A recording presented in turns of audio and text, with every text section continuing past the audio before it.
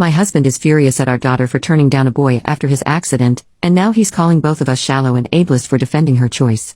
So my husband and I have been arguing about this all day and I need some outside perspective. My husband picked our daughter, Cindy, up from school and he saw her speaking to a schoolmate that she had previously had a crush on. For context, last year during a sleepover my husband and I overheard Cindy's friends lightly teasing her over having a crush on this boy. My husband also gently teased her with some innocent jokes like Cindy and boys sitting on a tree kissing type of silliness, and he sometimes brings it up randomly to tease her, like asking her if she wants to invite her boyfriend when we go on family outings. She never actually dated him or is even friends with him as far as we know, her dad just likes to tease her. Anyway, apparently over the summer the boy was injured in an accident and he missed the first couple of weeks of school as a result. When my husband was picking her up, he saw them talking and noticed that the boy had significant scarring on his face and hand. When he asked her what happened to him and what they were talking about, saying that the boy looked disappointed, she explained to him about his accident and that he was just asking her out on a date but that she turned him down. My husband was furious at her and scolded her for being so shallow as to reject him because his appearance has changed. Cindy was crying when she got home. She told me all this and insisted she was polite when turning him down and was just not interested in him like that anymore.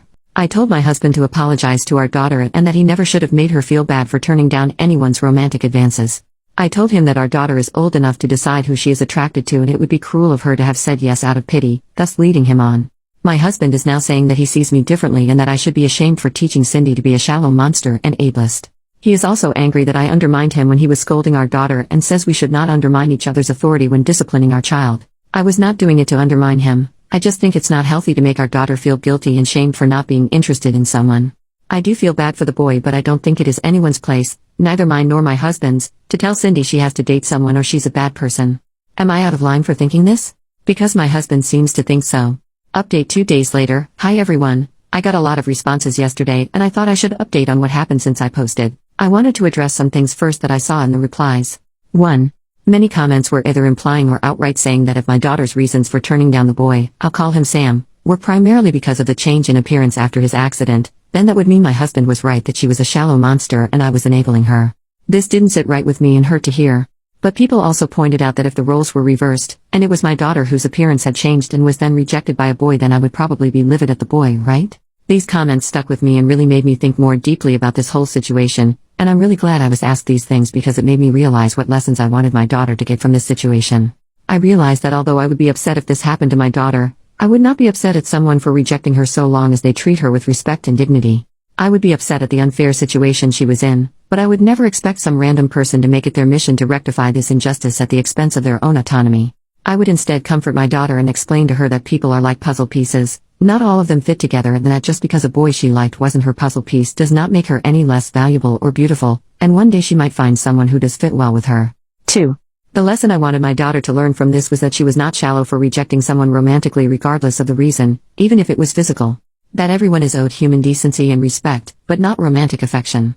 Denying someone equal respect and dignity because or their appearance would be shallow, but she did not do that. Her romantic affection is not a commodity to be distributed, it belonged to her and she is not obligated to be fair when it comes to who she wants to share it with. It belonged to her alone, and is a privilege she gets to bestow on someone she likes and who treats her well.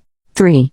A lot of the comments really made me realize how important it is for Cindy to feel like her consent matters, because what could start with just going on a date she doesn't want to go on, could one day escalate into her being pressured or coerced into dangerous and traumatizing situations or abusive relationships.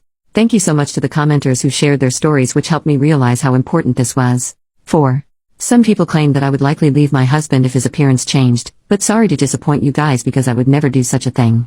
I love my husband so much, my relationship with him is stronger than just dating or a crush. We built a life together, and his appearance changing would not change that. We have been married for long enough that my attraction to him and love for him now go far deeper than looks. Maybe it would be a different story if we were just dating and barely knew each other, but things change once you make vows to each other to stick together in sickness or in health. 5.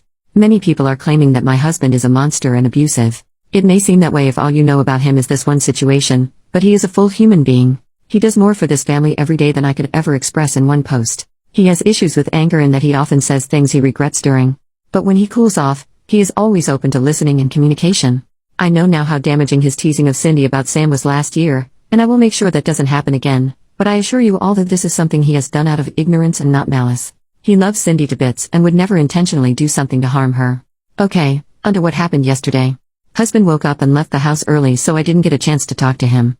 When Cindy woke up, I made sure she was okay and told her I wanted to talk to her about what happened the day before. Her friend's mom gave her a ride home and she got here before my husband did, so we were able to have a heart-to-heart.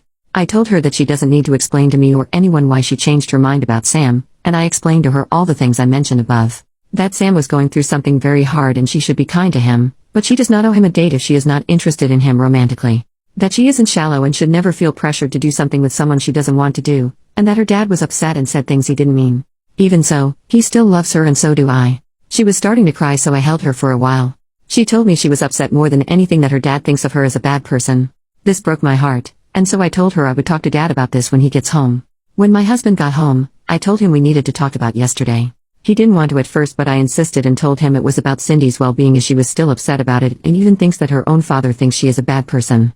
This upset him and he said of course he didn't think that. I basically explained to him my thoughts above, and although he was a bit resistant at first and insisted that he just didn't want Cindy to become a shallow person, he really listened when I explained to him how people might take advantage of her in the future if she starts to feel like her consent and her desires don't matter. I didn't show him the post I made, but I wrote down some of the comments and stories and told them to him. I told him they were stories I found on Reddit from people who experienced something similar. I didn't show him my post because so many comments were unfairly painting him as a monster and I was worried it would make him defensive. I think it broke through to him because he was really upset at the thought of our daughter one day being manipulated into staying with someone who was hurting her. He went to talk to her privately in her room while I prepared dinner, and afterwards she seemed a lot happier and was joking around with her dad again. Today, they're both planning to go bowling together as well. Thank you everyone for the advice, the stories, and for motivating me to stick to my decision to defend Cindy. You guys are awesome.